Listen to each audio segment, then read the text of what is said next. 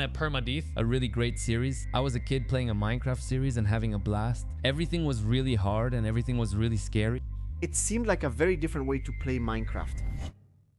6 years have passed since Permadeath, and people are still talking about the series that inspired all the hardcore YouTuber series. The premise was very simple. One server, 38 players. If you die, you can't play again. No second chances or redemptions. I'm going to tell you the complete story of the server, from the very complicated first day to the abrupt end on day 60, including memorable events like the opening of Lend or the entrance to the beginning. The first day, though many doubted it, might be among the toughest on the server. Since you start without armor or equipment, and a single mistake or a bit of lag can make your series end instantly. I, for example, almost died to a creeper, and many other people were also very close to dying, since they didn't have armor and needed to go get iron.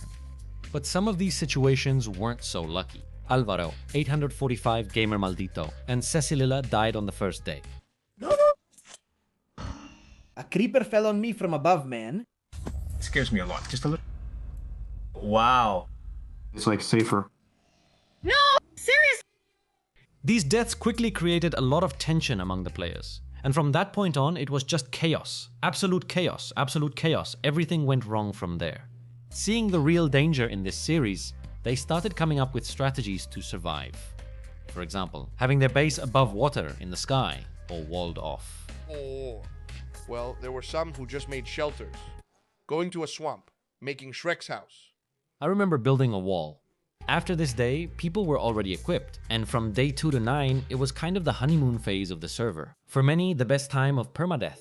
The server was totally vanilla, and the biggest dangers you could face were a creeper showing up behind you, not being careful when killing withers in the nether, or something like that.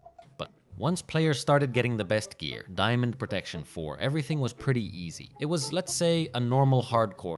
I call it the honeymoon phase because that's when the most people were connected to the server. Everyone would log in daily, and the mission at that time was to prepare as much as possible, get all kinds of potions, several sets of armor of all types, plenty of diamonds so you could re-equip yourself, make backup gear, and build a big base.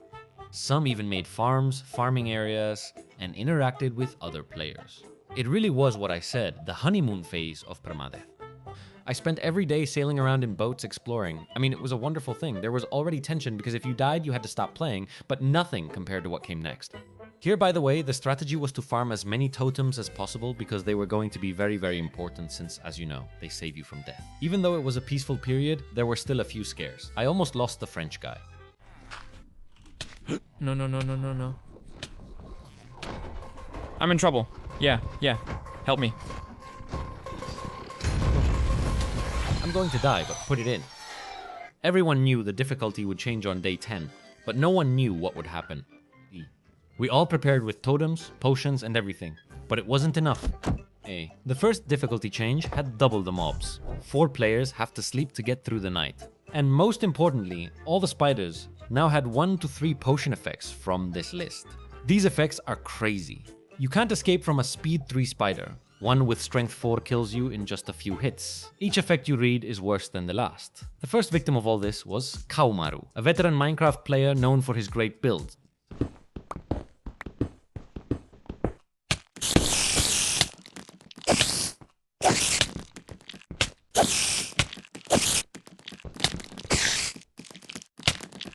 Kaum didn't play much, and wasn't particularly good at fighting, so that combined with the fact that people were going in and not dying to spiders, started to create a sense of confidence among all the players.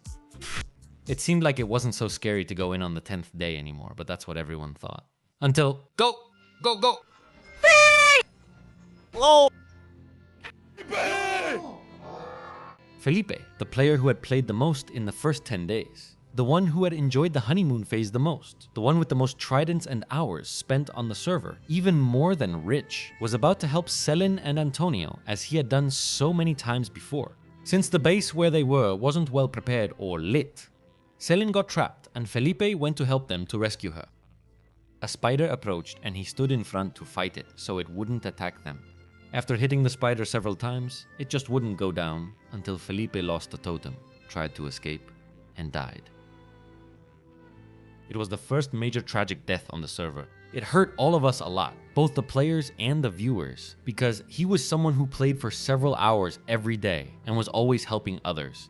He was undoubtedly one of the players who enjoyed Permadeath most. His was a heroic death that taught the players something important, and it wasn't the power of friendship.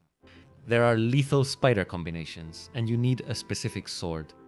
Spider in particular stacked the effects of Resistance 4 and Regeneration 3, which meant that if you hit it with a normal sword, even a Sharpness 5 sword, the little damage it took because of its resistance and high regeneration made your hits absolutely useless, because it would recover more health than you were taking away.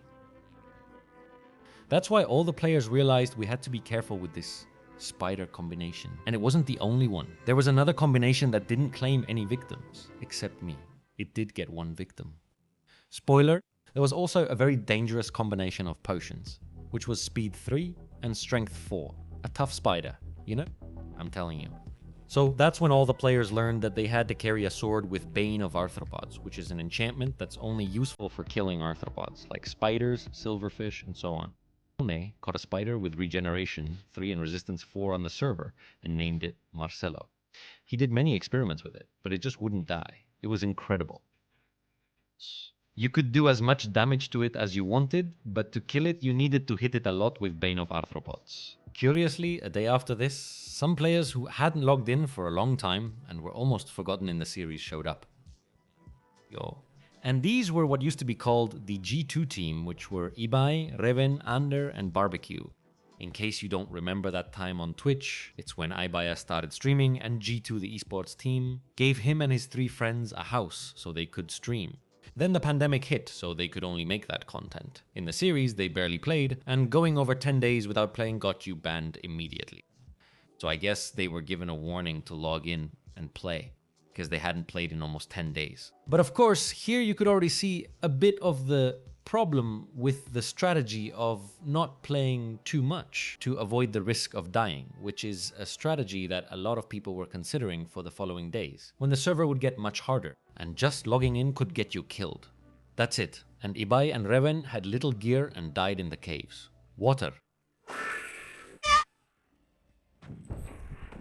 There's one. Damn it, Reven.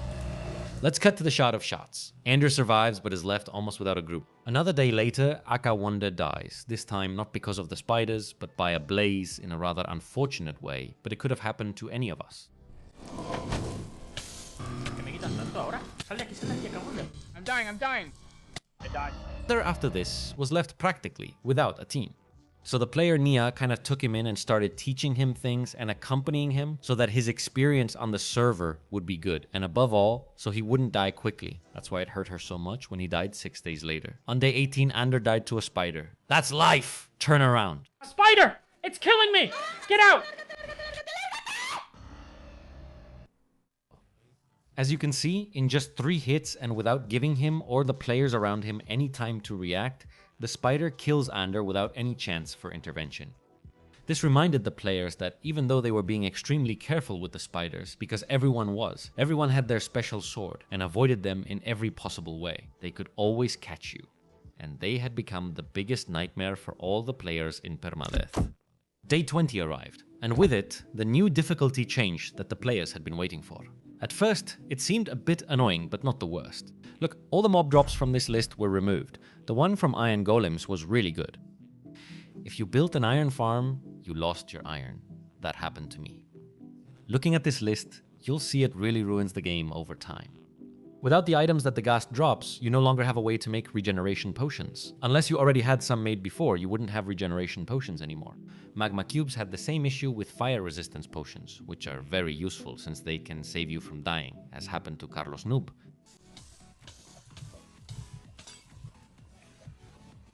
The evokers are the ones who give you totems of undying. There are no more totems. The ones you had, if you use them up, you don't have any more. Blazes don't drop anything, so potions can get complicated. It seemed like a tough change, but nothing impossible, right? I mean, you would just have to manage your resources better. Well, no, because after this, the Permadeath admins announced 2 new difficulty changes. Constant day and night cycle. You can't skip the night. All passive mobs are now aggressive. All spiders have between 3 and 5 effects. All phantoms are double the size and have double the health. You can no longer help or be helped by other players who aren't on your team. And finally, all spiders now spawn with one of these 5 skeletons on top of them. All of this promised to be an even worse difficulty change than the first one, and was going to claim many more victims. The pattern was pretty much the same. Players hesitated to log in on the first day, waiting for others or adjusting their strategy to play less. But the players were so cautious that in the first 5 days after these changes, there was a lot of fear, a lot of close calls, and a lot of resources being used up. But there were no deaths. What seemed to be one of the biggest difficulty changes wasn't affecting the players. In the end, keep in mind that the players were already highly equipped, highly prepared for the series, and had been playing for 20 days. And besides, let's say that those who remained had already shown they had a good handle on the game. Everyone seemed to have their own strategy and the skill to survive. Everything seemed very calm. But what the players didn't know was that this was about to change. So it was on day 25 that some surprise changes were announced. All the spiders now have 5 effects. All the Ravagers have strength 2 and speed 1. But most importantly, and honestly a big decision in terms of gameplay, Netherite armor was unlocked. It still hadn't been released in the game, but, well, it was a way to get better armor. But to get each piece of this armor, you first needed to kill a cave spider. Remember that these spiders now have 5 potion effects, and on top of that, the cave spiders are very small and can fit through very tiny gaps. Don't ask me how I know, okay? In addition to this, you had to kill 3 other new mobs, the Giga Slimes, the Giga Magma Cubes that were found in the Nether, and the Demonic Ghasts. If you think the name Demonic Ghast is a bit exaggerated, just look at Chris Green's reaction to his first Demonic Ghast. Okay, look at it. That's so overpowered, what the fuck? I think this was a great decision by the server admins, because it made people go out and explore. This armor was presented as absolutely necessary to survive the coming days. And also, if you had the full set, it gave you 4 extra hearts, so you had to complete it no matter what. This made passive strategies completely useless. You had to go for the armor no matter what. Hi, I'm Rubik.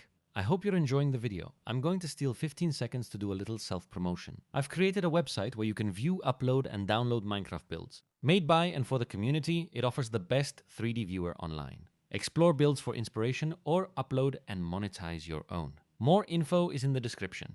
Thanks for listening. Let's get back to the video.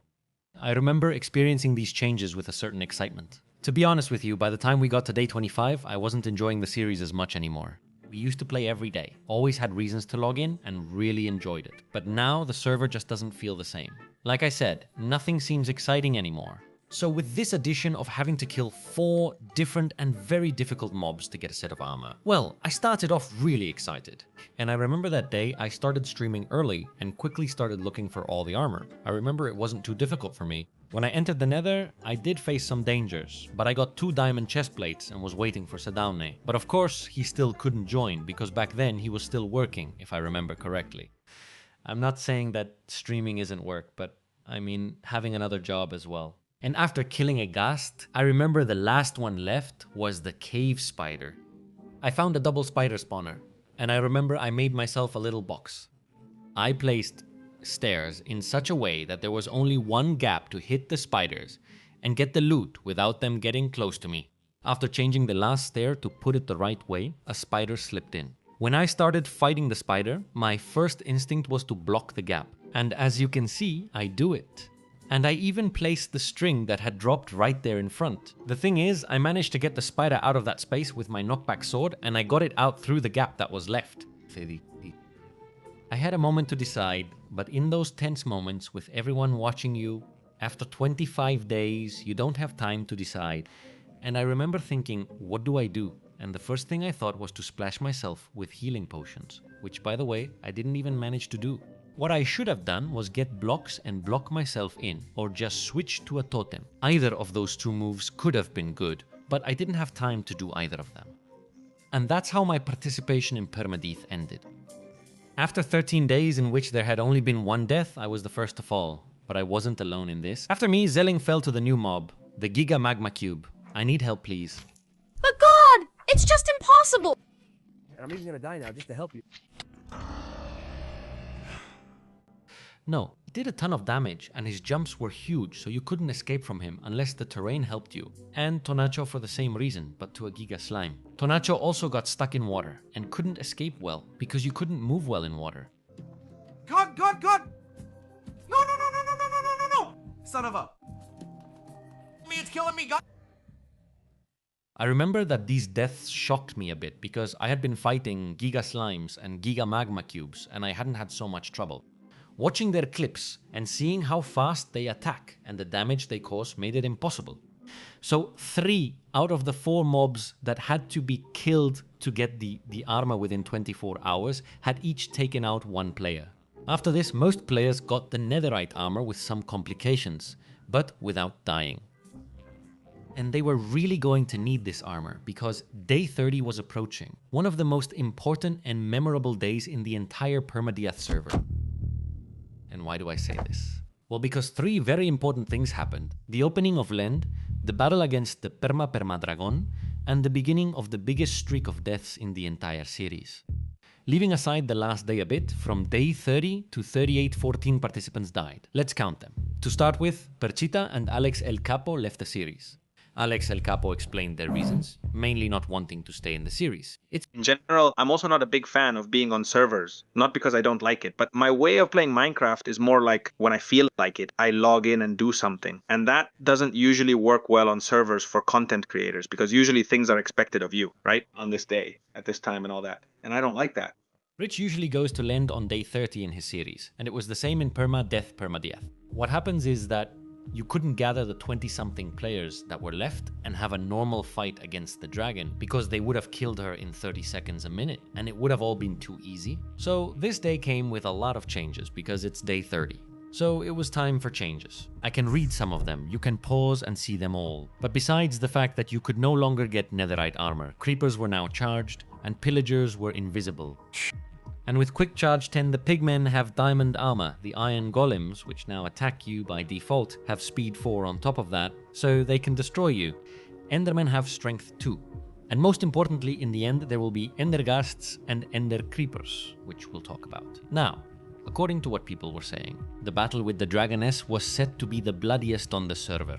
Rich had said that it was going to be very, very difficult, and that all the players would be needed, along with a lot of preparation and concentration. And the truth is that this event, in which all the players had to participate, didn't take long to claim its first victim. Rangu Gamer died in the stronghold to Silverfish. It might seem like an absurd death, right? Dying to something so tiny, but believe me, it was very, very hard to dodge the Silverfish. I thought I would die. It killed me. Yeah. If you look at the difficulty changes, Silverfish have the same 5 effects as spiders, meaning they can have strength, resistance, regeneration, and in the stronghold, you've probably experienced it, right? You run into a Silverfish, you kill one, and suddenly 2 come out of the walls, because that's how the game is designed, right? Well, of course, if you do this when you have a bunch of players taking up a lot of space, and Silverfish are super dangerous. In fact, aside from Rangu, all the other players had a lot of trouble with this. They had to dodge them instead of killing them, because killing them would start a chain reaction causing everyone to die. Just so you get an idea, a strong Silverfish would take away 2.5 hearts with every hit, even if you were wearing maxed out netherite armor. This, combined with how fast they hit and how quickly they move. Imagine how hard it was. You should know that before this event started, that same day, he had died in a chicken farm because now all passive mobs could attack. And there's no recording of it because he wasn't streaming or recording at the time. He fell into a pit full of chickens and died from their attacks since he had no armor. It was related to experience.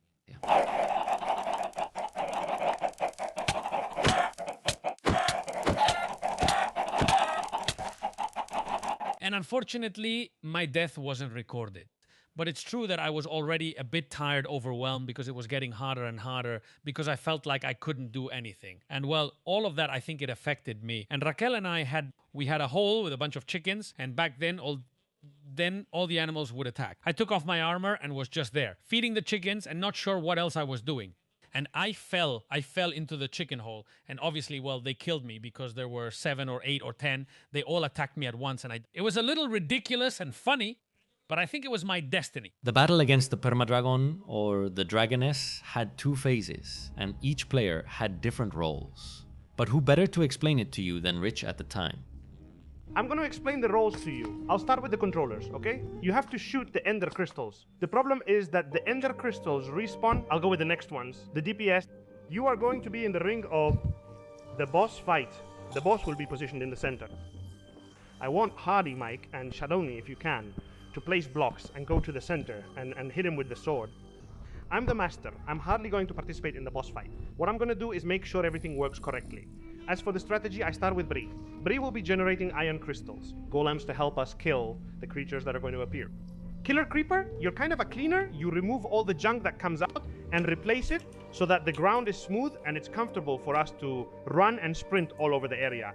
Crystals, you're kind of an escort. There are 4 life points. Instant level 4, health regeneration and resistance, plus speed 3, so you can get back to the area quickly, and then you'll be accompanied by Chrislin. Crystals, that's Vandal. He's going to be the player who gives the final arrow shot to the dragon, and he'll be taking care of the endermites for you. Spiders, ghasts, and all upcoming creatures. I'll quickly describe their attacks for you. It can summon endermites. There's an attack that summons lightning, another attack with a TNT explosion, and black smoke that leaves you with a bunch of debuffs. One is a melee attack, and the other creates a cloud of black hearts under you that deals heavy damage. Phase 2 is the Permadeath demon in Raijo. It will start summoning skeletons with punch and spiders. After this motivational speech and getting past the silverfish, the players started to slowly enter Lend. And there, for the first time, they came face to face with that dimension. In this dimension, there were special ghasts that shot super strong fireballs, the Enderghast. And there were also the Ender Creepers, which were basically electric creepers that behaved like Endermites, in that if they took damage, or you hit them with an arrow, they would teleport. When the first players arrived, Chris Green slipped and a creeper exploded on him, leaving him with just 2 hearts of health. If he didn't have 4 extra hearts from the Netherite armor, he would have died instantly. But several Ender Creepers were waiting to greet them, not just one. So while he was running away, another creeper exploded, killing both Chris Green and Frigoadri, who was in the area. Okay, subscribers. Hello! Frigo! Obviously, both players had a totem and both should have been saved. And that was the case with Chris Green. He triggered the totem and just put on another one again. But that's not the case for Frigoadri. The totem didn't work for Frigoadri. And if you're wondering why, during the day 30 difficulty increase, this rule was introduced. And I'll read it literally. Totems have a 99% chance of activating and a 1% chance of failing. It was just bad luck that probably the first totem activation of that day failed. Well, yes, a 1% chance is something very, very, very unlikely, but it happened to Frigoadri. It was likely one of the most unfair deaths on the server, but he had to go through it. After this, the battle went on with a lot of tension and difficulty. But all the players did their part very well, and there were no more casualties. Although I have to say that Sado Sadone almost got Yaki killed, but oh well. No. No lo veo, Shaki Master. Afterwards, they killed the Permadragon. Come on, Vandal! GG! And Sadone redeemed herself by saving his life, so I guess that makes up for it a bit. Yaki. At this point, the players were already breathing a sigh of relief. The big event, the one that promised to be so bloody, had taken some people, but they could continue and explore the new resources. But the real danger wasn't the battle against the Permadragon. The real danger came immediately after. The opening to the end was even bloodier. The truth is that the end was by far the most difficult dimension, and the players came up with a strategy. Well, the idea was that they had to go with invisibility, so the mobs wouldn't see them. Why? Because the ghasts would see you, the creepers would see you. In the end, you were gonna end up dying. So what everyone did was go with invisibility, taking off their armor. And a slow falling potion, just in case they fell, nothing would happen. They could escape without much trouble. And actually, Folagor wanted to honor his series partner and great friend Frigoadri, because he had died in the end. He wanted to pay tribute to him and give him a nice grave. So, the first thing he did when he entered the end was to place a sign with a nice message for his friend. What Folagor didn't know is that this would be the last thing he would do in the server. In the end, what the hell? What? Rate is 7%. That means if a mob could see you from 100 blocks away, it would need to be within less than 7 to see you. Thor was unlucky, because if you look at the clip on the right, you can see how a ghast spawns very close to him while he's calmly typing his message. So this ghast detects him as soon as it spawns, because it's very close to him and invisibility doesn't work. Folagor had died and had to react to a ghast shooting at him. He tried to run in every direction, but 2 more ghasts that were around there started attacking him. And why does this happen? When you die and the totem activates, all the effects you already have disappeared. So 3 ghasts started shooting at him and he had no way to get rid of them. That same day, Paracetamor had also entered Lend and wanted to loot an enchanted city. And, as she told us, she went into Lend and went to an enchanted city with the idea of disconnecting and then starting a stream to get shulkers or not get them or try. No! No! I was off streaming because you could play the series without recording, and I thought, look, I'll go to Lend and just build bridges to see if I can find Elytras. And what happened? Or died right on the main island of Lend, and in the end I decided to go back. The thing is, I was new and I didn't know there was a bug when you throw an ender pearl through an exit from Lend. So I made my little staircase, threw an ender pearl, and basically what happened is that my character teleported but ended up falling into the void.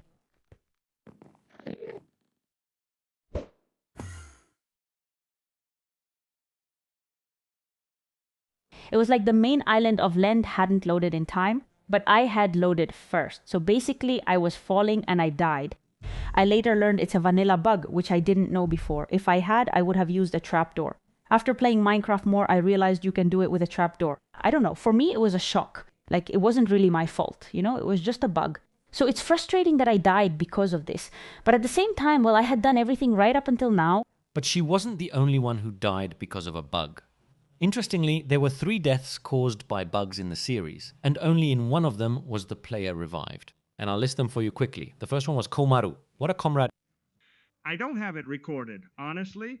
He was in an area with some cave spider spawners, and he had everything perfectly lit up. There was a moment when I removed a block. Just one, like you heard, you know? And in that block, in the split second, when I removed it, a dark space appeared. And in that dark space, a cave spider spawned. And that cave spider had strength and speed. By the time I realized it, I was already dead. Since the bug was part of the game, they decided not to revive him. And if you follow this line of reasoning, you really can't revive Paracetamor. But obviously, this caused controversy. Well, although there were 2 players who were just short of reaching end cities, the rest did make it. And they came across something very interesting, which were the explosive shulkers. On day 30, the shulkers had been modified and were now explosive, and they only had a 20% chance of dropping the shulker shell.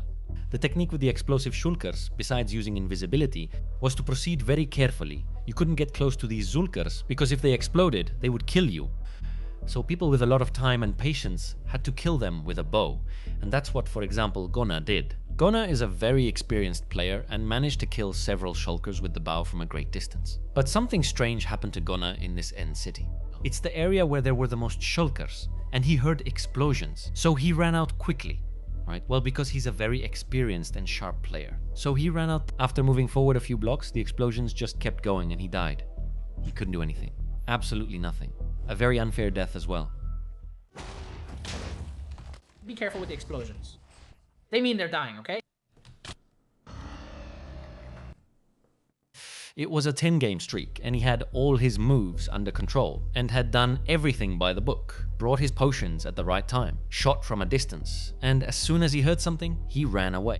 But this death was showing us that players were entering a time when staying put was deadly, and it didn't make any distinctions. At first, it could come down to bad luck, skill, or poor planning, but Gona had done everything perfectly, and still died. Gona's death was completely inevitable, and it wasn't going to be the only one. Like I said, this marks a turning point. Permadeath had entered a catastrophic era where anything could kill you, and just moving or doing something could kill you, but the game forced you to move. And they took great care with the difficulty changes so that players had to leave their house. Because otherwise the strategy is to stay still and do nothing, since anything can kill you. No matter how well you do it, no matter how good you are, anything can kill you. After trying. For the first time. Carlos Noob died for the second time. This time by cave spider. A completely normal death. No, no, no, no, no, no, no, no, no. Normal. But Permadeath was such a difficult and tense series that at this point, not everyone saw death as the worst thing.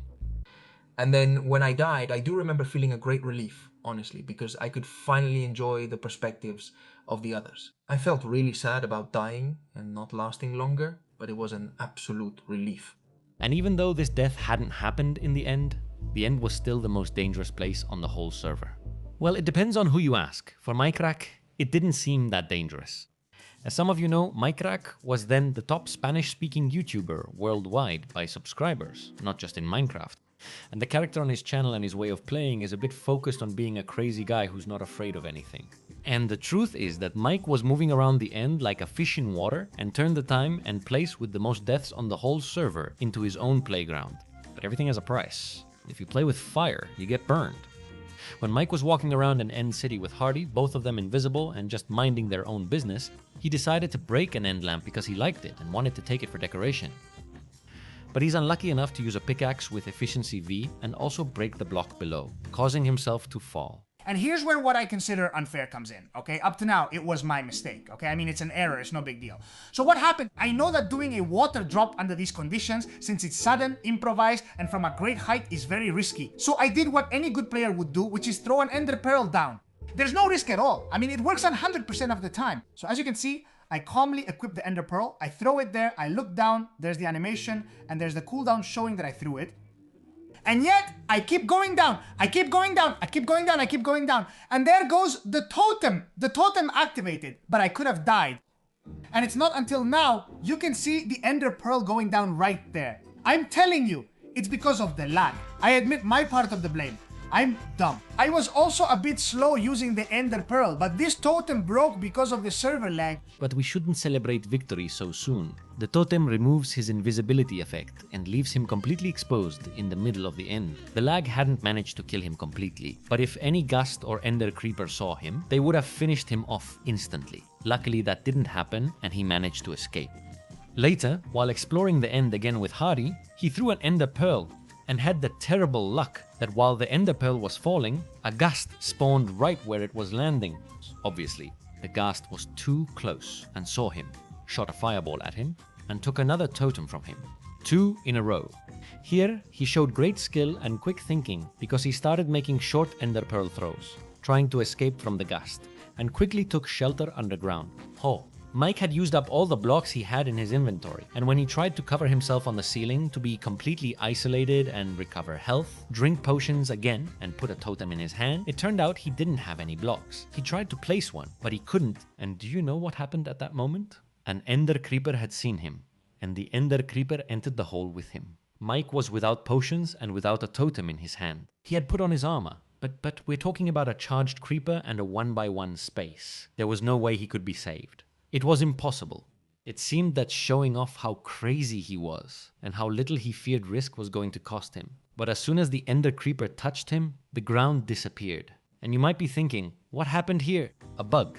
Magic? The admins? What happened? Well, if you look closely, you'll see that Mike was nervous at that moment. He made the hole too deep. He made it 4 blocks deep. He didn't need to. 3 would have been enough. Usually, you dig 3 blocks, you fall in, and you place a block above you, and that keeps you safe. But Mike got nervous and dug 4. Therefore, when the ender creeper fell, falling from 4 blocks caused it to take damage. And when it took that little bit of damage, it teleported. Because remember, they act like Enderman. Therefore, when they take damage, there's a chance they will teleport. Well, he was really lucky that the ender creeper teleported because of the fall damage. If you're wondering, survival was impossible. The ender creeper would have killed him instantly. He had no shield, no totem, nothing. It would have finished him off with no time to react. Obviously, after these 2 things happened to him on the same day, Mike should have gotten really scared of Len, and he should have started taking a lot more precautions, being more careful and taking fewer risks, but it seems like he didn't. It seems like these deaths had the opposite effect on Mike. Instead of backing down because of the danger, he got more and more hyped up. He craved more danger, more content for his followers, and greater risk. So a few days later, he began live streaming in the end, showing his thousands of viewers how he had found a way to deal with the gas in the end, and that they couldn't hurt him at all. Mike had all the gear at that moment. He had an elytra, he had a bunch of rockets, and his technique was to fly around the ghasts. In the end, if you're flying, a fireball they shoot at you is really easy to dodge. and he would get in between several ghasts and fly during the live stream, making the ghasts shoot at each other and killing them little by little with this technique. The truth is, we can't deny it. His technique was infallible, and he said it himself. As long as I'm in the air, I can't die. It's very difficult. Unless he stays almost still and they throw a fireball at him, he's not going to die. And Mike was absolutely right. As long as he was in the air, he wasn't in any danger. His downfall came when he accidentally touched an island. Not for me. I'm finally moving. It's almost impossible for him to hit me while I'm moving. Because when he shoots, I'm no longer where he aimed. Move, man. Okay, we got him. Okay. Run, Mike. It can't be. As soon as he set foot on the island, without meaning to, because he was distracted killing a ghast, another ghast behind him shot at him and popped his totem. Mike obviously reacted very quickly, but the second one had already fired the shot. So that shot, which normally he would have just dodged in the air and it would have gone past him, hit the island and its blast radius killed him. And this time, he didn't have a totem. And that's how. Leave on the biggest Spanish-speaking YouTube channel, you could see Minecraft's death on day 35. After Minecraft's death, the end kept claiming many victims, and 4 more people died quickly. The first was Barbecue, simply because he stopped playing. Sun was calmly walking through the end while talking to Sadone on a call, and he was so caught up in the conversation that he forgot about his invisibility. When playing Minecraft and chatting, this happens often. He lost his invisibility, forgot he was sick from it, and ran out of time. They tore him apart. This one itself followed. No! No! Al Capone, who isn't that experienced in Minecraft, had made it really far. After being in serious danger in an end city, he loses a totem, flies away, everything calms down, and that's it. The danger is gone. And I don't know how, but well, he hasn't used the elytra that many times, so he lands really badly. He lands the way you're not supposed to with the elytra, diving straight down, and on top of that, he takes off his armor before landing. I mean, a disaster. He dies in the worst possible way, poor guy. But well, he had come a long way. No way. Hey. Hey, neighbor! He's not gonna die, neighbor. No! Well, after Al Capone's death comes one of the most unexpected ones of all. Lou and Nia were teaming up to go to the end because Nia wanted to get an achievement. They were called out for going together, even though they weren't a team, so they couldn't help each other. They had to split up and go their separate ways. And Lou said to Nia, "Please Nia, don't die." Nia was one of the most experienced players, and honestly one of the favorites to make it to the final. She's pretty good at Minecraft, has thousands of hours, and has participated in several series. So at this moment, she used the technique that other people use to kill the shulkers, which was to place TNT, activate it, and run away. She aimed for the Monsters Hunted achievement, which requires killing at least one of every hostile mob, and the only one she still needed was the shulker. She set off the TNT, killed a shulker, and earned the Monsters Hunted achievement. Fittingly, it was her final act on the server. No mercy! What's going on? One of the TNT explosions hurt an Enderman, and what she didn't know, and actually I didn't know this either, is that the Enderman interprets it as if you hurt him and will come after you. One of these Endermen instantly killed Nia, and as you know, when you get killed in the Nether, your totem activates. You're left completely naked, without armor, without invisibility, and you're in absolute danger. She had the same bad luck as Mike. A ghast spawned right in front of her, and a fireball finished her off before she had time to escape. This was a really tough death, because like I said, Nia was one of the most active players on the server. She knew a lot about Minecraft. She could go really far, and she did, actually. But her death was what put the finishing touch on the biggest death streak. After this, there were only 11 players left standing. They were the group of 11 survivors who had managed to get through all the difficulty changes and all the challenges. Some did better than others, or made it with more resources than others, but there were definitely only 11 left. Almost 3/4 of the server had already died. Among these 11, there were many names considered favorites to win the series, like Sadone, Chris, Ritz, and Killer Creeper. But there were also some unexpected names, like Bree or Elbreen in Minecraft. Many of you might not know Bri because he's not a full-time content creator, not even close. But in this case, he was playing together with Felipes and Alex El Capa. But as you already know, because you've been paying close attention to the video, if he teamed up with them, on day 10 he lost a teammate, Felipes. And shortly after, Alex El Capa stopped playing. And he was left with all his items, with all his farms, but completely alone. Bri had been alone pretty much since day 10. He admits he barely played Minecraft and hadn't opened it in the last 5 years. So no one expected him to keep playing, right? It was reasonable to expect he'd either get tired or feel pressured and stop playing. But that wasn't the case. Bri kept playing and made it at least to the final 11. You could call them the finalists. This is also the case with D'Antonio, someone who doesn't focus on Minecraft at all. In fact, he's a professional League of Legends player, and he had also made it to this group of 11. But anyway, what was clear is that whoever these 11 were, they were going to be very hard to kill. They were players who had proven they could overcome any challenge and any difficulty. So whatever was put in front of them next would have to be very, very deadly to take them down. Day 40. Both the players and the audience needed a break. 14 people had just died in 8 days in a single difficulty change. And if this difficulty change was just as big, it could kill all the players left on the server. It wasn't merciful. The difficulty changes were announced, and the list is so long I might not have time to read it all to you. But I have to say there was a little bit of mercy, because besides the really tough changes, some advantages were added for the players, especially for players who had been playing a lot. Friendly fire is enabled, and you lose 5 inventory slots. This rule is very important. New rules are set to avoid playing in a sedentary and monotonous way. Later on, this will be very relevant. You can't craft torches. Totems have a 3% chance to fail. Something very important. Dogs are now cats, which has to do with the most significant difficulty change. Rain can now blind you. This is very important for the death train test, which I think I haven't mentioned. But basically, when someone dies, there's a set period of storm, which makes it quite difficult. There are also some new ghasts, but the important part is this. You can craft a Hyper Golden Apple Plus, okay? This is a golden apple that gives you 2 permanent heart containers when you eat it. You need a lot of gold, but those 2 heart containers are permanent and they're very important. Okay, and that's very important because there's a change, which is that all players lose 4 full hearts. They lose them, as in they don't have them in their inventory. If you remember, well, if you had the Netherite armor, you got 4. Well, those 4 have been removed, so now someone who doesn't have the armor or the apple only has 6 hearts. Whoever has the armor and apple can get 12, twice as much. That's a key advantage. Also, if you've looted in cities and if you have shulker shells, you can get the Dolphin's Relic and those 5 inventory slots you lost, including the offhand slot. You get them back.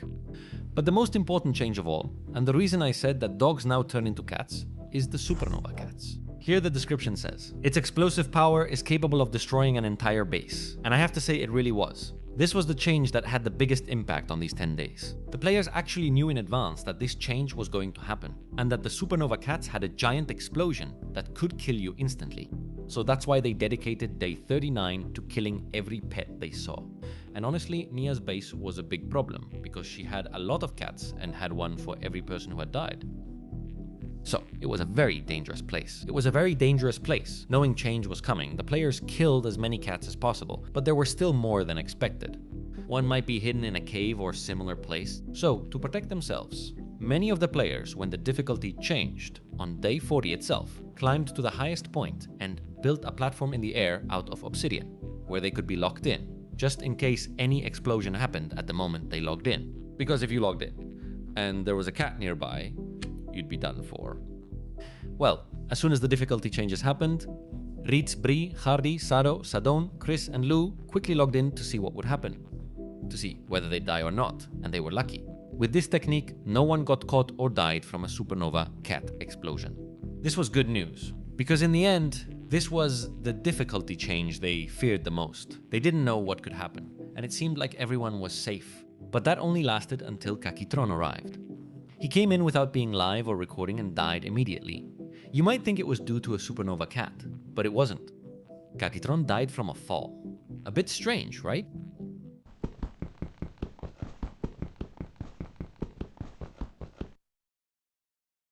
His death was the 3rd death caused by a bug. The first was Kaumaru, because he removed a block. The block didn't have light, and before the light could reach it, a spider spawned on him. Zetamor was the second to die from a bug when an ender pearl glitched after he threw it through an end gateway, causing him to fall into the void. These two deaths weren't revived due to Minecraft bugs, as similar issues were expected with Kaki. But I protected myself with obsidian. And at the very top, I built a building at the very top with an obsidian tower and locked myself in there like a bunker. But what happened? Ibeskagi. When I logged in, and because of some script error, it looks like the block below disappeared and I fell. It wasn't my fault. It was the script's fault. Then I said fine, I'd be revived, and they brought me back. And since this bug wasn't part of Minecraft and was completely the fault of the Permadeath plugin, they decided to revive him. I think this was a great decision, since Permadeath doesn't revive people in unfair situations. In this case, it's not that it was an injustice or an unavoidable death, but it was directly the fault of the server's own programming. Kaki couldn't do anything about it. Interestingly, Kakitron wasn't the only one revived in this series. Someone else was revived before him. But I told you that story later. That same day, a bunch of cats exploded, but luckily they didn't hit anyone, and no one else died. However, they did leave some bases looking like real Swiss cheese. This day is well remembered because the players walked around the bases and were shocked to see everything destroyed. And it's well remembered by both the players and the spectators. Honestly, Permadeath, besides becoming a hostile place, now had a ton of craters. It was pretty crazy. And this thing with the cats, along with a whole bunch of changes, obviously caused a lot of fear among the players, right? Nothing new. This is something that always happened.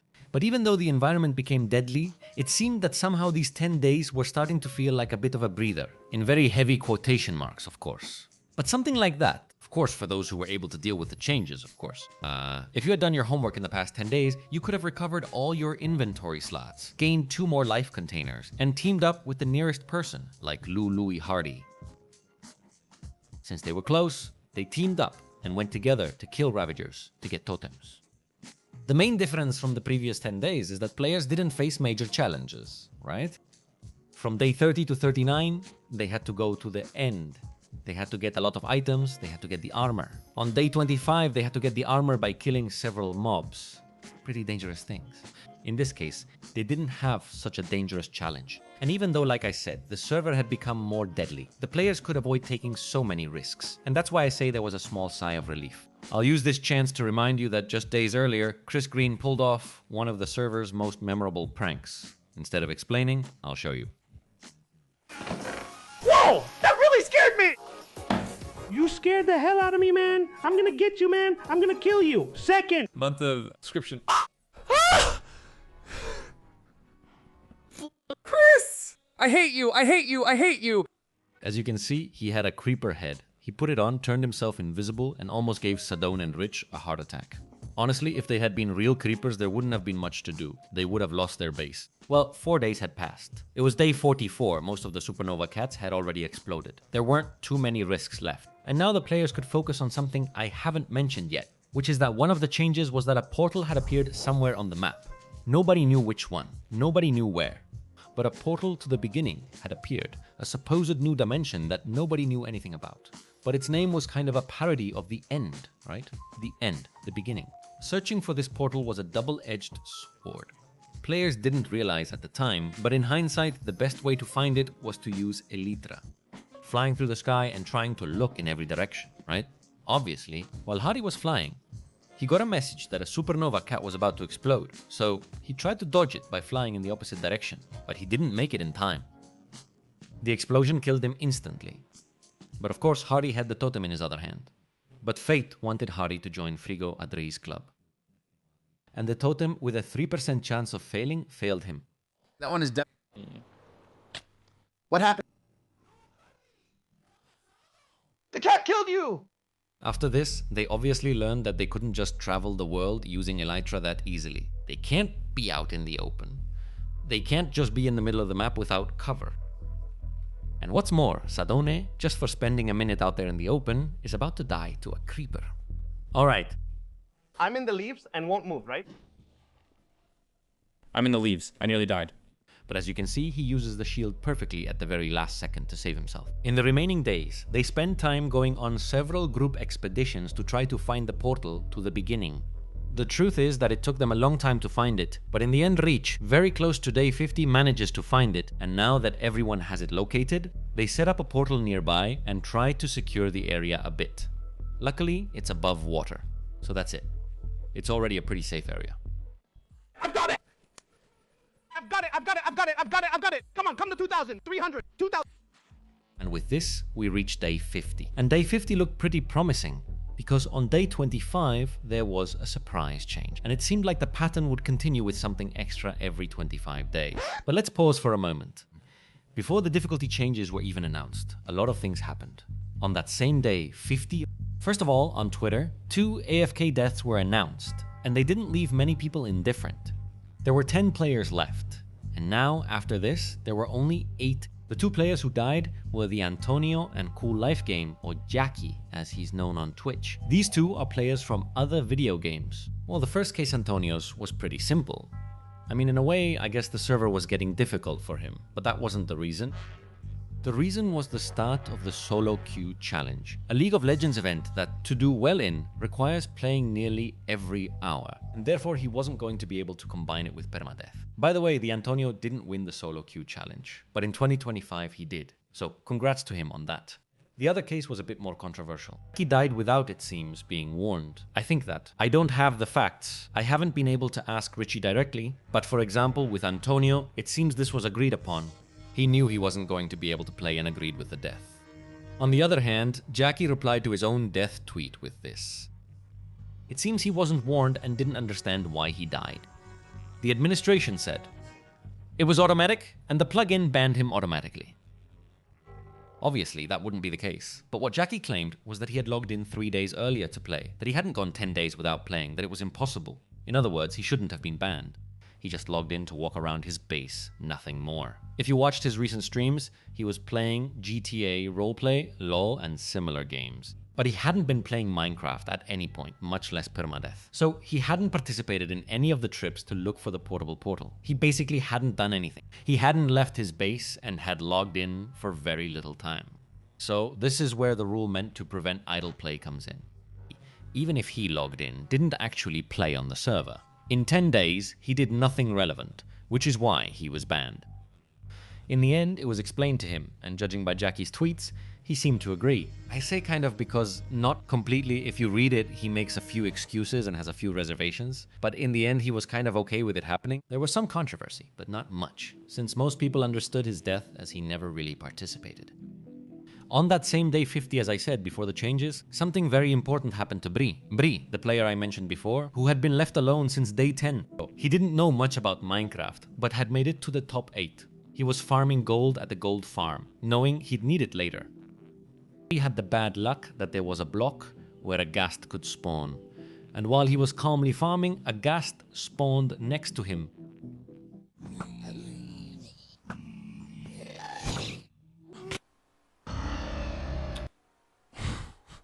If you watch the clip, you can see how he hears it and tries to run away quickly, but he just doesn't have enough time. I died unexpectedly the day we were heading to the new dimension. That same day, I decided to farm some gold and went there.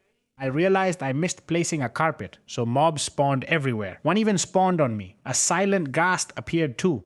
In a random spot where I wasn't looking, it shot a fireball, hit me, and I died. And sadly, Bree hadn't done his homework and didn't have the end relic. So he didn't have a totem in his offhand and was simply pulverized. A ghast fireball to the face kills you. And this was where one of the most inspiring runs ended. Everyone wanted to see Bree make it to the end. A great story of overcoming challenges. But well, in the end, he gets a great ranking, a great experience, and surviving 50 days, which is no small feat at all. So a round of applause for Bree, with one of the best performances in Permadeath. And now we're entering the final stage. After this, there are only 7 players left. 7 names: Elrich, MC, Svandal, Kakitron, Chrisgrim, Sadone, Killer Creeper 55, and Lou. The 7 finalists, the 7 who were going to face the changes on day 50. The 7 who might be able to open the portal to the beginning. With this, the beginning of the end starts, the Permadeath finale. Alright, for day 50 I want to mention something because the difficulty changes usually come with an image. An image like this one, there were days with 2, 3, even 4 images. But for day 50, there were 9 images of difficulty changes. I don't even know which ones to tell you about. But they're all crazy. All the mobs are lethal, they're all much more lethal. They turn into things. You can't craft lava buckets or water buckets. The totems have a 5% chance to fail. The skeletons are deadly beyond belief. The cod practically kill you because they have 50 damage. It's all crazy. But, as I've already told you, they're doubled. Changes. The day 25 changes and the day 10 changes. So relevant changes. During the death train, now you're in UHC mode. All the mobs have strength 2, speed 2 and resistance 2. With 4 blocks of infernal netherite, you can upgrade your netherite armor to an even better armor.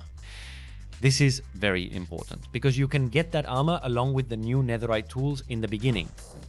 The new dimension is already open and you can enter it. And honestly, you should. There are also giants and zombies that spawn there. Giants drop the power 10 bow for you. It's a very important bow, honestly, because power 10 is a lot. At this point, I want you to keep in mind that there were only 7 players left. The server felt very, very small. They were basically a group up against the server, and they all knew each other and knew everything the others were doing. On day 50, they can't go to the beginning because there's an active death train from the 3 deaths that just happened, and they can't enter the portal. But some players take advantage of this, like Sadone, to get the power 10 bow. It's a very important bow. Sadone has to kill a couple of giants because there are some bugs and such, but he gets the power 10 bow and gets another one for his teammate Chris Green. Well, on day 52, Chris Green, Sadone, Killer Creeper and Rich MC gathered to cross the portal to the beginning. As a fun fact, Sadone is the first to cross it because they do a little vote. And he becomes the first to enter the nether, the first to enter the beginning, and the second to enter the end. He was close to being the first in all of them. Bye bye. Bye. Love you all. Thank you. First time, favorite. Am I here? No, okay. Does it look like the end? They went in one by one, and it seemed like there wasn't too much danger, at least at the portal. The first thing they saw was that it looked like some kind of pink end, but they couldn't see much from where they were. They decided to try to start covering the area to make a safe zone, protected by blocks. Chris Green said he heard a ghast, confirming they needed to box themselves in with blocks. And that's when the first fireball from the ghast came at them, not from the one Chris Green was hearing, but from another one. Did he hear a ghast? Okay. Do I see a Vex? Let's see. I see one shot. Standing right. Can he come out? He can come out. Interestingly, it went through the portal. It didn't hit the portal. It went straight through the portal. Even so, Rich and Sadone panicked, entered the portal, and had to make the trip again. This actually happened a few times. But oh well. After this, they managed to box themselves in with blocks. And from there, they could start thinking about how to move forward. Obviously, trying to fly without Tony Song was pretty dangerous. Rich broke a few blocks to shoot at one of the many surrounding ghasts, hoping to clear them out. As soon as he fired, you could hear a ghast shooting back. I suppose you'd think the same as Killer Creeper and Sadone, who were with him then, that the ghast firing was aiming at Rich. But if you look from Sadone's point of view, Rich runs toward the portal. It's a bit strange. Instead of blocking himself in with blocks, he runs toward the portal. And at that moment, he shouts, "From behind, from behind, from behind." And that's when we realize that actually the ghast shooting at him isn't the one he was trying to kill. Instead, behind the portal, it seems there was another ghast shooting. Apparently, they can't see through the portal, but the ghasts or the mobs could see them through it. Okay, as you can see here in this frame, the ghast's fireball goes straight to Sadone. Rich didn't know who it was aimed at, obviously, and he quickly crosses the portal to escape. Rich, in the end, like all of them, is a very experienced player, and he knew the fireball was coming from behind them. So he quickly crosses the portal to save himself. But as you can see, the fireball goes straight to Sadone. But what you see here is just a visual effect, because the ghast's fireball goes through the portal. With such bad luck, it happens just as Rich is escaping. Both Rich and the ghast's fireball pass through together, causing the fireball to explode and kill Rich MC. I'm going to kill one of these creatures. Could you confirm? I see. Can I? Oh. Luckily, Rich had a totem and it activated again. And this time it worked for him too. This is his 7th totem used, making him the player who has used the most totems. But death had definitely been pretty close. A totem that's honestly very unfair, because Rich did the right thing. He actually identified the danger and knew how to escape before his teammates. But Permadeath isn't fair, it's just like life itself. Afterwards, they built some bridges but noticed they weren't exploring. So they used the Elytras to investigate the beginning, where they found some structures that had spawned. Obviously, They were similar to those in M cities, but went downward. Instead of a ship, there was a zeppelin, and spawners floated around in this dimension. They had an infernal netherite block, but they would spawn a kind of mini wither bosses. Very dangerous, and they could kill you instantly or take away a totem. Stone and Chris decide to loot one of these cities. And honestly, I've watched the entire streams and it's very entertaining. It's also very difficult and very slow to do. But I think this was the peak of Permadeath. After all the content they had given us, everything that had happened, there were only 7 left. It was very hard to surpass the series, and I think that's what was achieved. The beginning opened up a huge new avenue for content. It was very nice to watch, and honestly, seeing Sadone and Chris push to their limits, and having to save themselves by mere millimeters, because Sadone casually places a block when he was about to fall. All this while they're in the middle of a dimension that's all void. At any moment, you could fall. You have to have slow falling on continuously. They can send Endergast. The truth is that it was very nice to watch and a lot of fun. I have to say that Sadone and Chris explored everything. Honestly, there were a ton of withers, wither bosses, and small withers. Well, the wither bosses didn't break blocks because otherwise it would have been crazy. And well, with a lot of care, strategy, and skill, they managed to get the infernal netherite blocks to make the full armor. They also got the netherite tools, which were in Zeppelin Nestos, which are some Zeppelin ships. And there were also level 5 health potions. What? Panic button, self 5. Go. What? Panic bombs! Health 5. What? Killer Creeper also looted, and they got the infernal netherite armors and the tools. And the only thing left was the netherite sword, which could be found in the nether. They got that too. These are 4 out of 7. But the thing is, Lou also entered the beginning. And I have to tell you, Lou had a pretty different strategy compared to the other players. He had been playing very slowly throughout his whole time on the server. I don't mean, well, Lou is very experienced. He knows a lot about Minecraft. He's really good, but he had been playing with a lot of caution, very slowly. Doing everything he needed to do, fulfilling his duties, but just scraping by without taking risks. And in fact, he hadn't used any totems yet. And in the beginning, he didn't do anything different. His hands were super sweaty. No, wait. I'm going to my fire for a moment. Come on, guys. I don't know, is this it? Ugh, I hear mobs. No, don't mess with me, man.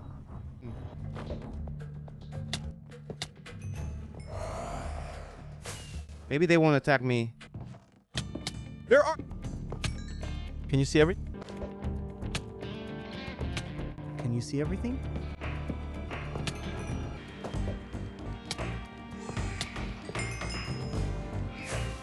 Perfect. We're doing well. God, this is amazing. This looks so cool. And he got enough infernal netherite to make himself a full set of armor. These 5 players got it, Kaki and Vanda. In his case, no, although Kaki had it harder because since he was the last one to enter the beginning, they gave him negative effects. On day 55, as they were told, for surviving, they were going to be given some medals, and each one was given a medal. And this medal was a totem with a 100% chance of working. It was a good one. Can you grab this? This totem protects you 100% of the time.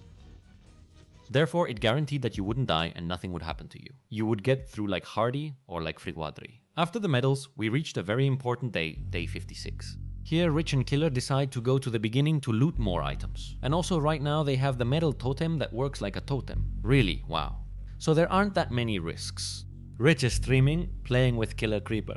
And at a moment when they're exchanging items, emptying inventory, and managing the inventory in general, Killer tells him that he can give him this, right? Let's see, Killer, do you want this? I can give you that if you want. Then Rich says he thinks it's a shame, right? If you know him, well, he wants to make a joke and he says that he finds it offensive that he's being offered that and that he'd rather kill himself. So Rich breaks a block from the ground and jumps into the void to play a prank on Killer Creeper. Obviously, with the idea of surviving, because they have Elytra. At that moment, he uses slow falling while he's falling, because he wants to do the prank, and he doesn't want to use the slow falling before. He wants to do the prank right. The problem is that the fall is very fast, and the potion takes a long time to drink. And honestly, by the time he finishes drinking it, he's already pretty far down.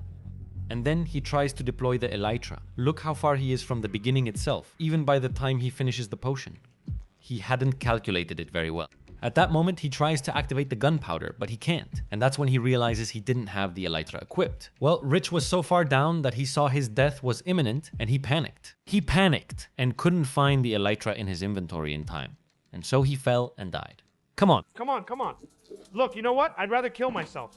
Goodbye, Killer. It was really nice meeting you. Goodbye. I didn't see it because you didn't jump, did you? Goodbye.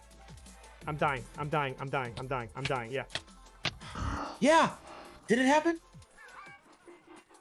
This death caused a lot of controversy and a lot of talk, because many people said it was staged. That, after all, since it was Rich's series, he wouldn't look good if he won, so he let himself die and committed suicide on purpose. Some people say it was just to farm clips to make his death a bit more spectacular, or because, I don't know, there were all kinds of theories. I have to say that I don't agree with any of them. In the clip, you can clearly see that Rich gets nervous. You can see it in his mouse movement. If you analyze the mouse movement and how his voice reacts, it's clear that he wasn't acting, that he wanted to make a joke, and it went really badly. The death was, of course, a mistake, overconfidence. Call it whatever you want, but it was probably real. If you think it was staged or that he did it for some reason, let me know in the comments to see if any conspiracy theory convinces us. After this, there were only 6 players left. Like I said, the server was really empty. Kaki and Vandal were the ones who were the furthest behind. That's why on day 59, they still didn't have all the equipment. Just like, for example, Killer, Creeper, Lou, or especially Sadone and Chris. They already had everything crafted and everything maxed out. That's why Vandal on day 59 decides to look for a Wither skeleton. One of those that drops the Nether sword, and it was so important at that moment, right? And so he's wandering around the Nether fortress, and he's unlucky because he finds a Wither skeleton, but he doesn't see it in time. This skeleton has power 100, and with just 1 arrow, it wipes out your health. I mean, it kills you, and in his case, well, 1 arrow killed him. And while he was trying to escape, he didn't realize he could place blocks behind him. He tried to run to a safe area he had, but another arrow hit him and finished him off. Out! And that's how Vandal dies, leaving only 5 players for day 60. Those days I was going to the Nether to get some swords that the Wither Emperor would give you. Right at 2, 1 in the morning or 3, I don't remember, I was in a fortress and he just killed me. I mean, it was like he caught me, like I got run over. A truck hit me suddenly and I didn't even see it. I tried to escape, he managed to catch up to me and killed me with a second hit. The feeling I had was like I died because of something stupid, you know? I died because of greed, right? Because I wanted more swords. What I remember is that when the stream ended, I started to feel physically sick, and I felt horrible, you know? But this is where we reached the last day of Permadeath. And yes, my friends, Permadeath could last up to 110 days, and if you made it past 110 days, you won. But day 60 was the last day of the whole series. I can explain all the difficulty changes that this day brought, but it wouldn't help much. And here, once again, is another list of all the changes there were. A very important one is the first one. Creepers explode faster. Creepers had caused a lot of deaths, especially on the first day, with 3 deaths, but they weren't being as deadly as other times. These changes were announced 5 days earlier. That is, Reach already knew about these changes when he went with Killer Creeper to loot the beginning again. So he was probably preparing for these changes. However, on day 60 there were more changes besides the ones that had already been announced. And here comes the most important one of all. And it's this one you see here. One dead player. He suggested that creepers spawn on many more types of blocks, regardless of the light level. This is a change that Minecraft came up with, and they implemented it on the server.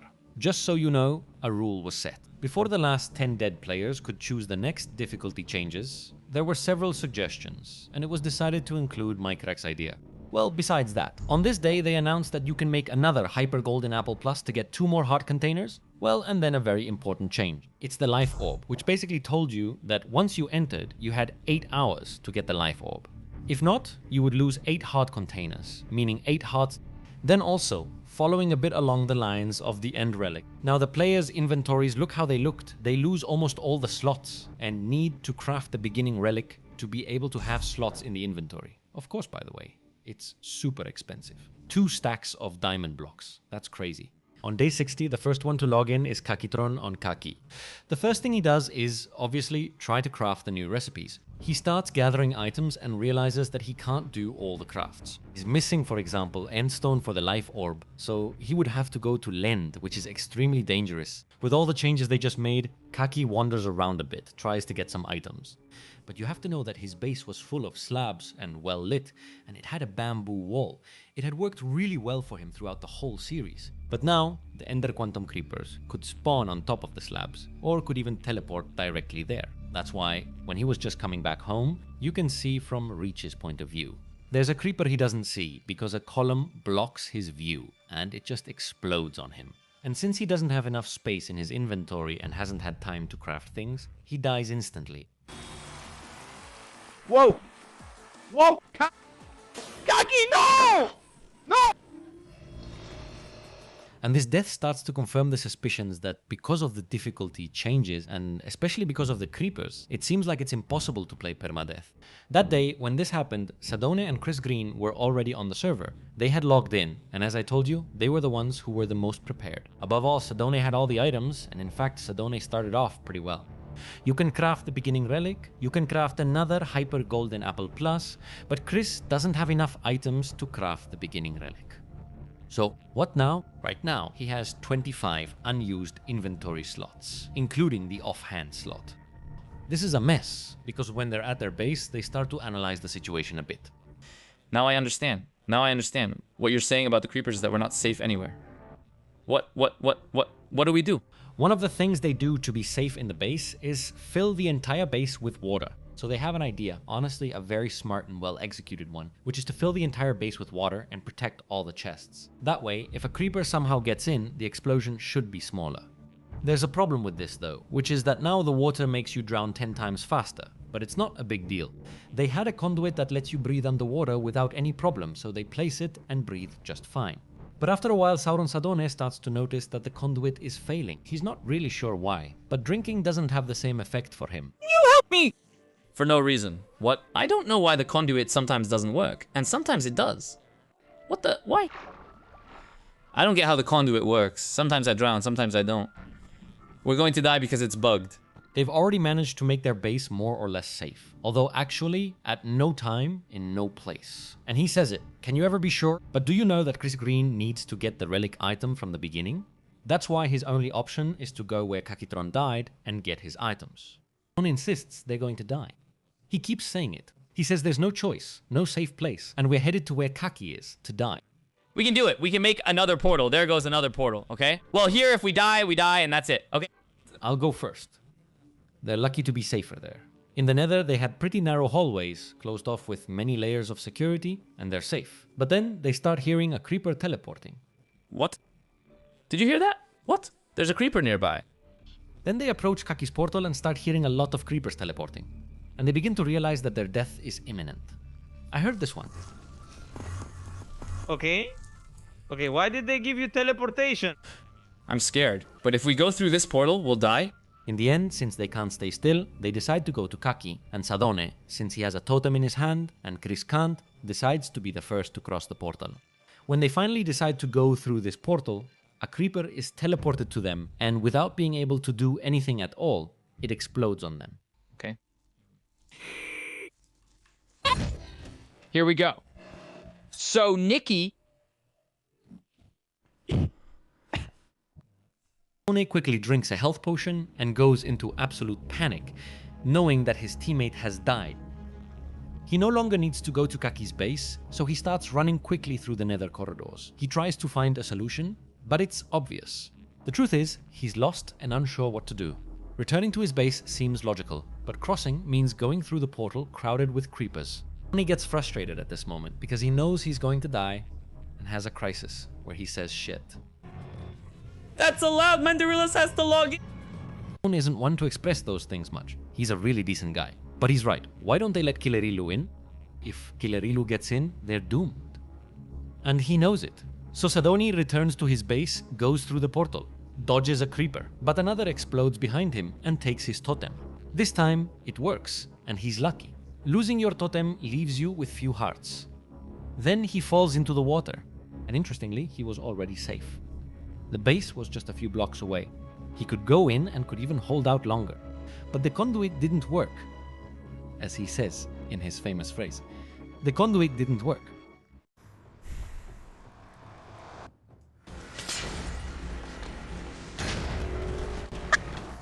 That! Sadone!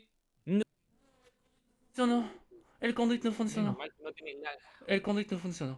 And the conduit that was supposed to let him breathe underwater had actually caused him to die. I realized that without Chris, I wouldn't go to Kakitron's house. So I went back, and that's when I died. I went through the portal and there were a bunch of invisible electric creepers waiting for me behind the portal. And literally, with the portal's loading time, bam, the guy exploded and broke one of my totems. And the famous conduit didn't work because after I used my totem in the water, because of the creeper, I drowned. Because in PvP, you would drown really quickly and die instantly. And I drowned because the totem just got used up. It removed the conduit effect for like a second. And I drowned. So, that glitch, that little glitch, honestly messed him up because he had managed to get through the portal easily, but then he died because of this. But, well, if he hadn't died 10 or 15 minutes later, nobody knows. Or maybe he would have managed to be the winner, but the conduit didn't work. And after this, only 2 players were left alive. It's just a matter of time. Will the server end? Only Killer Creeper and Lou were left. Lou logs in, and honestly, like I told you, Lou played the whole server very safely, taking slow but very careful and deliberate steps. And honestly, this time is no different. She's lucky that her base is pretty well adapted to the changes. But this is something you really couldn't do anything about. He was lucky because he lived in a sort of dome above an ocean with not many blocks around.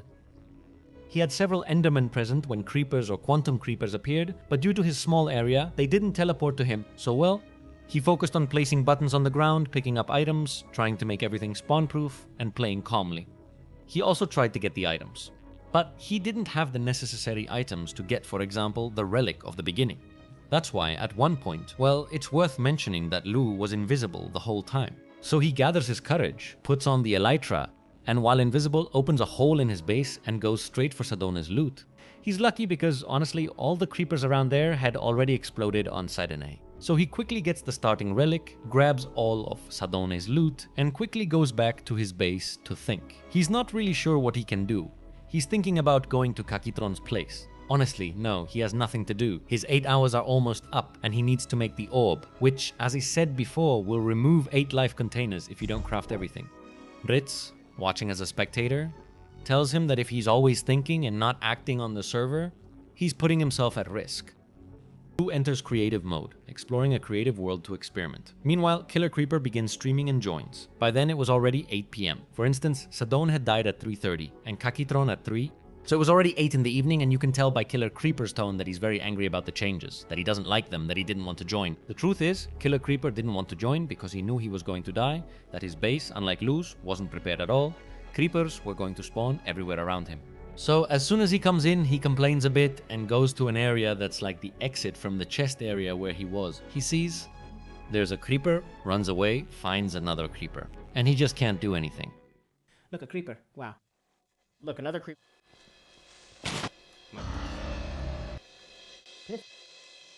After his death, Killer says it clearly. He says he doesn't agree with these changes. Well, and my death, well, I just joined the server and died. I couldn't do anything. I lasted 8 minutes, I think. It was the shortest stream I ever did, and I died. I just didn't do anything. I finished in 2nd place, only because I joined last. If I joined earlier, I would have died sooner, since the difficulty was extreme, and my base was useless. After this, Lou comes in, even though she already knows her fate. Rich keeps insisting that she can do it, that she can save the run and get the orb. But Lou, honestly, doesn't believe it. He's still invisible at his base. A creeper teleports to him. He manages to break the block underneath and get rid of it. He had also used a totem for the first time. This is curious. He hadn't used a totem the entire game and only did so after removing a string with his hand. And there was a new rule, which was that if you didn't use Netherite tools to break a block, you would lose 8 hearts of health. Crazy, honestly. He loses the totem because of that, but it doesn't matter because he had a bunch of them. Well, after that, his invisibility potion runs out. Another creeper teleports inside, and he just dies. His base is completely destroyed, and Permadeath ends. But what are you talking about?